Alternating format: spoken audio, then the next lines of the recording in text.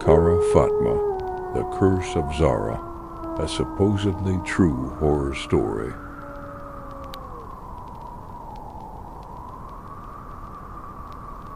It was a cold winter night in 1974. At the edge of a forgotten village near Zara, Sivas, a place long erased from maps, there was a valley. And in that valley, the wind didn't sound like wind. It moaned like something buried deep beneath the earth was trying to breathe. Villagers never went near that place. No one said exactly why, but everyone knew that valley belonged to Kara Fatma. Kara Fatma.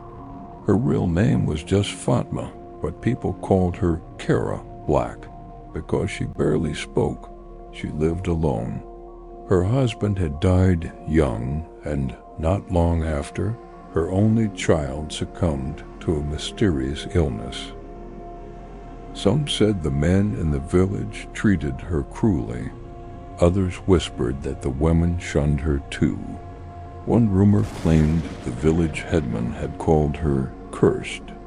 Another said that one night men came and took her away for questioning. No one ever said what it was about. She disappeared for days.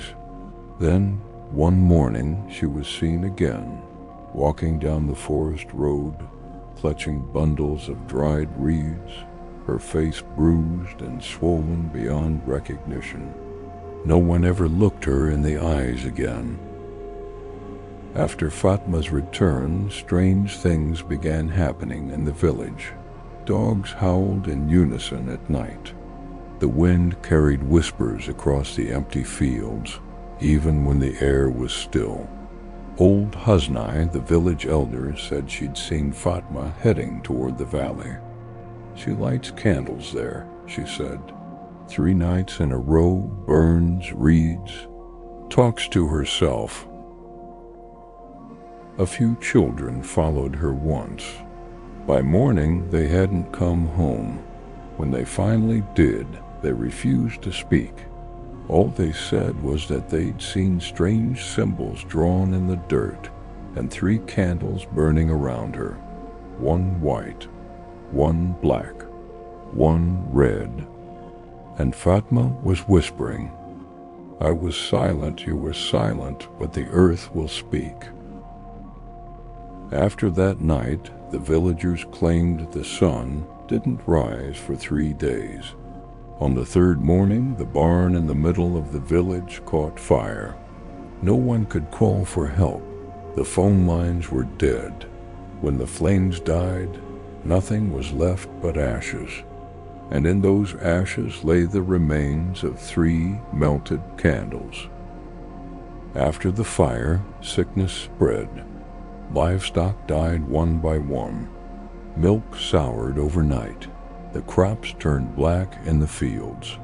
And the people began to lose their minds. The village prayer leader said Fatma needed to repent, but she was already gone.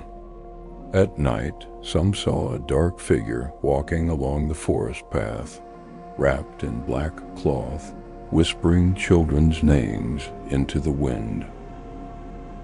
The headman gathered a few men and went to the valley to find her. They didn't return until dawn. Only one man came back, shaking uncontrollably. All he managed to say was, "The ground was moving." Months passed. The village slowly emptied. Those who stayed swore they heard the sound of a saz, a Turkish string instrument, echoing in the dark, with a woman's faint sobbing between the notes. One night, the last remaining family packed up and left. That same day, the village sign was torn down. Since then, no record of that village has ever been found. But around Zara, people still whisper. There was a woman, you took her justice, you silenced her. Now she speaks with the wind. Years passed. but the wind still blows through the same valley. Shepherds who occasionally travel through the area say they see a strange light at night. Not green, not red, a color between the two, like a breath caught between the sky and the earth. One shepherd claimed to have heard a woman's voice in the wind. Those who forget me will lose their names. The villagers now call that valley Silent Land. It has no place on the map, no name on the sign. But whenever the wind blows from there, doors slam shut, even in distant villages. Reed stalks in the fields snap on their own, and sometimes it feels as though something stirs beneath the earth. According to a rumor, 3 flowers bloom in the middle of the valley in spring. One is white, one is black, one is red. But no one touches the soil where those flowers grow, because with every touch, a faint murmur rises from beneath the ground. I was silent, you were silent, but the earth still speaks. And that's why, when the night wind blows in Zara, no one still goes outside, because everyone knows Black Fatma is still there, and the wind is her breath. Some stories are not meant to be told, but to be remembered. Forgotten names echo again in the wind, and when you bury justice in the earth will remember you one day.